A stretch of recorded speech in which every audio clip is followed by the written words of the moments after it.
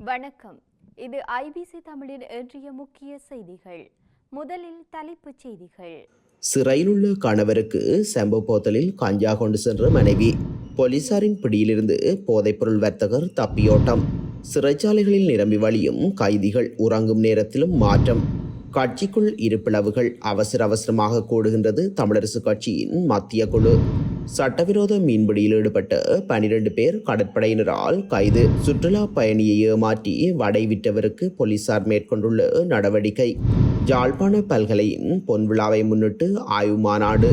கனடாவை அதிர வைத்து கொள்ளை, தமிழர் உட்பட 6 அதிரடி கைது. தொடர்வன விரிவான செய்திகள். ஐஸ் போதைப்பொருள் மற்றும் கஞ்சாவை செம்பு போத்தலில் மறைத்து வைத்து களுத்துறை சிறைச்சாலையில் தடுத்து வைக்கப்பட்டுள்ள தனது கணவரிடம் கொண்டு சென்று பெண்ணொருவர் கைது செய்யப்பட்டுள்ளதாக களுத்துறை வடக்கு காவல்துறையினர் தெரிவித்துள்ளனர். கைது செய்யப்பட்ட பெண் களுத்துறை தெற்கு பகுதியைச் சேர்ந்தவர் என காவல்துறையினர் தெரிவித்தனர். சிறை காவலர்களான அமிலா பேசகர் மற்றும் நியாமிகா புஷ்பலதா ஆகியோர் சந்தேக நபர் கொண்டு வந்த செம்பு போத்தலில் 900 மில்லிகிராம் ஐஸ் மற்றும் 6410 மில்லிகிராம் கஞ்சாவை கண்டுபிடித்துள்ளதாக சிறைச்சாலை வட்டாரங்கள் தெரிவிக்கின்றன. சந்தேக நபரை நீதவான் நீதிமன்றில் முற்படுத்துவதற்காக களுத்துறை வடக்கு காவல்துறையினரிடம் ஒப்படைக்கப்பட்டுள்ளார். களுத்துறை வடக்கு பிரதான காவல்துறை பரிசோதகர் தமிழ் ஜெயதிலகவின் பணிப்புரையின் பிரகாரம் விசாரணைகள் இடம்பெற்று வருவதாக அங்கிருந்து கிடைக்கும் தகவல்கள் தெரிவிக்கின்றன. ஐஸ் போதைப் பொருளுடன் கைது செய்யப்பட்ட சந்தேக நபர் ஒருவர் போலீசாரின் பிடியிலிருந்து தப்பிச் சென்றுள்ள சம்பவம் ஒன்று கொழும்பில் பதிவாகியுள்ளது. அவிசாவளை வீதி ஒரு குடவத்தை பகுதியில் வசிக்கும் 47 வயதுடைய நபர் ஒருவரே இவ்வாறு தப்பிச் சென்றுள்ளார்.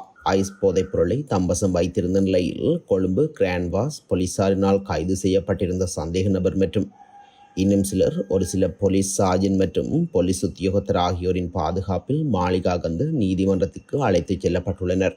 இடைவெளியில் மேற்குறித்த சந்தேக நபர் போலீஸ் உத்தியோகத்தர்களை லாபகமாக ஏற்றிவிட்டு தப்பிச் சென்றுள்ள நிலையில் சம்பவம் தொடர்பில் போலீசார் மேலதிக விசாரணைகளை முன்னெடுத்துள்ளனர். நாட்டின் சிறைச்சாலைகளில் அடைக்கப்படக்கூடிய கைதிகளின் எண்ணிக்கை 11,000 என்ற போதிலும் தற்போது 29,800 கைதிகள் தடுத்து வைக்கப்பட்டுள்ளதாக சிறைச்சாலை வட்டாரங்கள் தெரிவிக்கின்றன.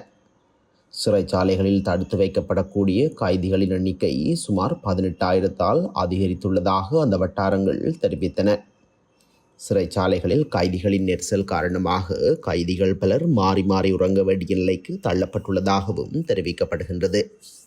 இது தொடர்பில் சிறைச்சாலை திணைக்களத்தின் ஊடக பேச்சாளர் தெரிவிக்கையில், இந்த கடுமையான நிலைக்கு மாற்றாக கொழும்பு சிறைச்சாலைகளில் உள்ள சில கைதிகள் ஹொரணை பகுதிக்கு அழைத்துச் செல்லப்பட்டுள்ளதாகவும் பூசா கைதிகள் பல்லசேன முகாமிற்கு அழைத்துச் செல்லப்பட்டுள்ளதாகவும் தெரிவித்தார்.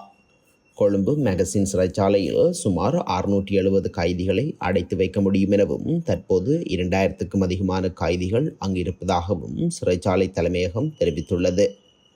கொழும்பு ரிமாண்ட் சிறைச்சாலையில் 300 கைதிகள் இருக்க முடியுமானால் 2000க்கும் மேற்பட்ட கைதிகள் உள்ளனர். மகர சிறைச்சாலைகளில் 670 கைதிகளுக்கு வசதிகள் இருந்த போதிலும் 2500க்கும் மேற்பட்ட கைதிகள் இருப்பதாக அவர் குறிப்பிட்டார். காலி சிறைச்சாலையில் 270 கைதிகள் உள்ள போதிலும் 1100 கைதிகள் இருப்பதாக காலி சிறைச்சாலை தெரிவித்துள்ளது.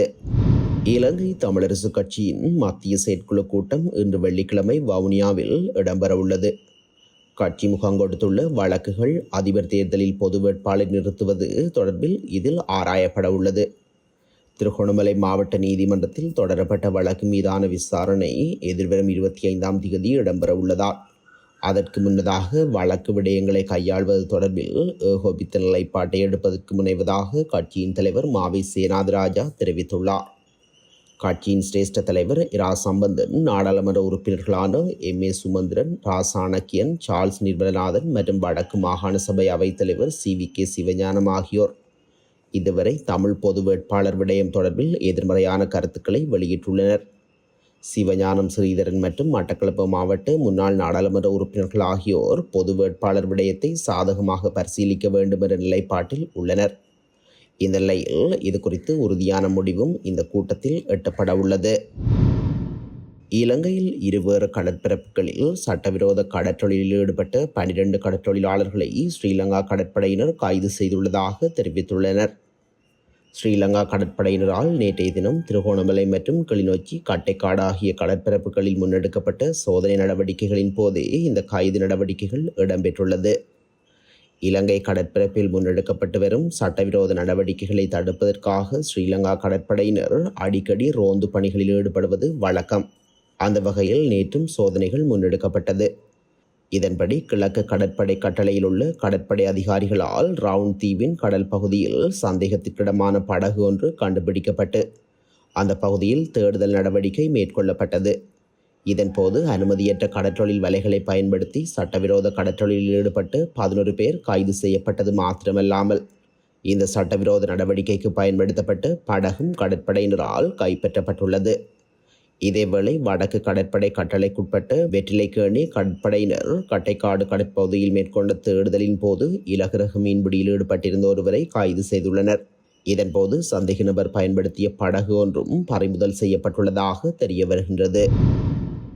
களுத்துறை பிரதேசத்தில் சுற்றுலா பயணி ஒருவரை ஏமாற்றி வடை மற்றும் தேநீர் விற்பனை செய்த நபரை போலீசார் கைது செய்துள்ளனர்.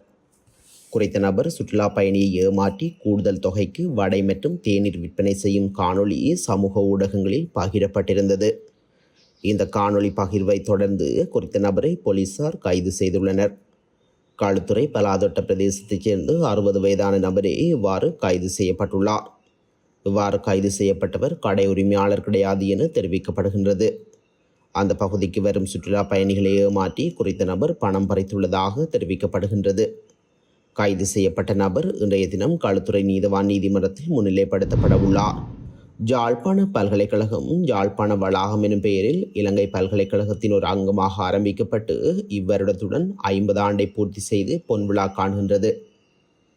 ஈழத்தமிழர்களின் அறிவு கருவூலமாக திகழும் யாழ்ப்பாண பல்கலைக்கழகம் தமிழ் சமூகத்தின் இருப்புக்கும் வளர்ச்சிக்கும் ஆற்றிய பங்களிப்பு ஏராளம். அந்த வகையில் 50வது ஆண்டு நிறைவிலும் புதிய பல பரிமாணங்களை பிரசவிக்க திட்டமிடப்பட்டுள்ளது.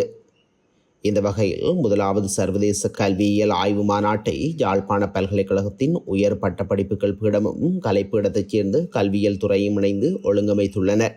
நாளையை வலுப்படுத்தல், கல்வியின் போக்குகளும் அவற்றை புரிந்து கொள்ளவும் உள்வாங்கவும் வடக்கு மாகாணத்தின் இயல்மைகள் எனும் கருப்பொருளில் இம்மாநாடு திட்டமிடப்பட்டுள்ளது. யாழ்ப்பாண பல்கலைக்கழக துணைவேந்தர் பேராசிரியர் ஸ்ரீ சட்குணராஜா தலைமையிலும் உயர் பட்டப்படிப்புகள் பீடாதிபதி பேராசிரியர் சே கண்ணதாசன் மற்றும் கலைப்பீடாதிபதி பேராசிரியர் சி ராகுராம் ஆகியோரின் இணைத்தலைமையிலும் இந்த ஆய்வு மாநாடு அரங்கேற உள்ளது. கனடாவின் டொரண்டோ பியர்சன் விமான நிலையத்தில் இடம்பெற்ற 400 கிலோகிராம் எடையுடைய தங்கம் மற்றும் வெளிநாட்டு நாணய கொள்ளையுடன் தொடர்புடைய கொள்ளை கும்பல் கைது செய்யப்பட்டுள்ளதாக கனடாவின் பீல் பிராந்திய போலீஸ் பிரதானி நிசான் துரையப்பா தெரிவித்துள்ளார். இந்த கொள்ளை சம்பவத்துடன் தொடர்புடைய 12 பேருக்கு எதிராக குற்றம் சுமத்தப்பட்டுள்ளது. இந்நிலையில் விமான நிலையத்தில் கடந்த ஆண்டு ஏப்ரல் மாதம் இடம்பெற்ற கொள்ளையுடன் தமிழர் ஒருவரும் தொடர்புபட்டுள்ளதாக கூறப்படுகின்றது. இதன்படி கனடாவின் பிரம்டனைச் சேர்ந்த 35 வயதான பிரசாத் பரமலிங்கம் என்ற தமிழர் மீது இவ்வாறு குற்றம் சுமத்தப்பட்டுள்ளது. துப்பாக்கிகளை கடத்தியமை, கொள்ளை சூழ்ச்சி திட்டத்திற்கு உதவியமை, பங்களிப்பு வழங்கியமை ஆகிய குற்றச்சாட்டுகள் பிரசாத் மீது முன்வைக்கப்பட்டுள்ளது. இத்துடன் இன்றைய முக்கிய செய்திகள் நிறைவடைகின்றன. தொடர்ந்தும் செய்திகளை அறிந்து கொள்ள IBC தமிழ் நியூஸ் என்ற எமது யூடியூப் பக்கத்தினூடாக இணைந்திருங்கள். நன்றி.